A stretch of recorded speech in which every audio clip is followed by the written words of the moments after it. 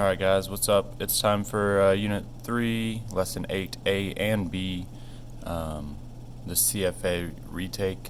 So here's a little video if you were confused, weren't sure what was going on, how to find the slope, the vertical intercept, write the equation on the line. Here's a little video to help hopefully catch you up. So here, first of all, we're starting at 40. We're gonna find the slope. We need to find out how much it goes up and over, right? The rise and the run to find that slope. So here's 2 points. Here's another point we could use right here. We could use any two of these three. Let's just say we use these two for now. So it went from 60 up to 80. That's a rise of 20. A lot of people were saying this was 1. But recognize, right, this is going up by 20 right here. And then for the time in weeks, it's going from the 4th week over here to the 8th week. That's 1, 2, 3, 4 weeks. All right, so our slope, the rise over the run, 20 over 4 is 5. So that's $5 per week that he's saving. All right, $5 per week being saved. Now for this part here, you didn't have to say it was $5. Just to explain what it represents, it's the amount of money he's saving per week.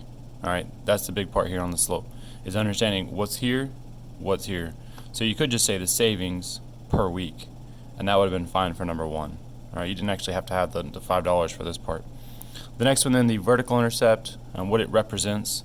So the vertical intercept here is $40, but that's not the important part. The important part was how much money he had saved at 0 weeks, right? Before he started saving, how much money he already had in his bank account. All right. So what that means is Andre had $40 in his bank account before he started saving each week. Alright, write the equation of the line. So now that we already have the 5 and the 40, that part's pretty easy, right? Y equals mx plus b. M is the slope, this is m, and b is the intercept. So we're just going to take the 5, put it where the m was. We're going to take the 40, put it where the b is. So y equals 5x plus 40. Alright, and that's it for the first side. On the back side, right, how are they the same? So here's something that's the same, the 2x. Well, what is that? They have the same slope. That's one thing, right? Because they both have 2 right there where the slope goes, right? Y equals mx plus b. M is the slope. That's where the 2 is. So the slopes are the same. What else could we say? We could say they're parallel lines. We know if they have the same slope, those lines are going to be parallel. And that's pretty much it for this one. Same slope, parallel lines. We could say the slope is 2 for both lines. It's only really slightly different than number 1 though, when we just said they have the same slope. Right? So down here, how they're different. Well, the 7 is the different part, right? That's the b, that's the y-intercept. So this one's going to start at the origin, this one's going to start at -7. So we can say they are in different locations.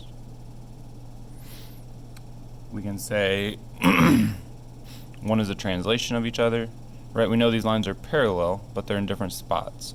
So if we were to slide maybe the -7 one up, we could make it to where it starts at the origin, right? We could translate it up to the origin, or we could start at the one at the origin and translate it down to -7. So we could say one is a translation of the other.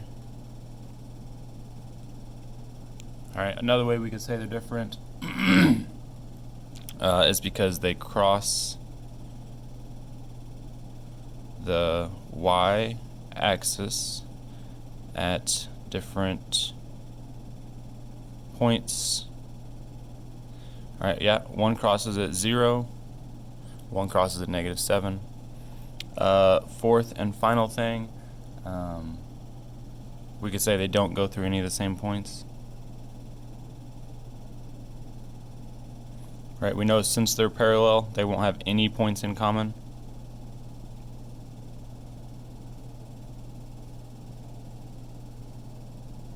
Right, every point on each line is different.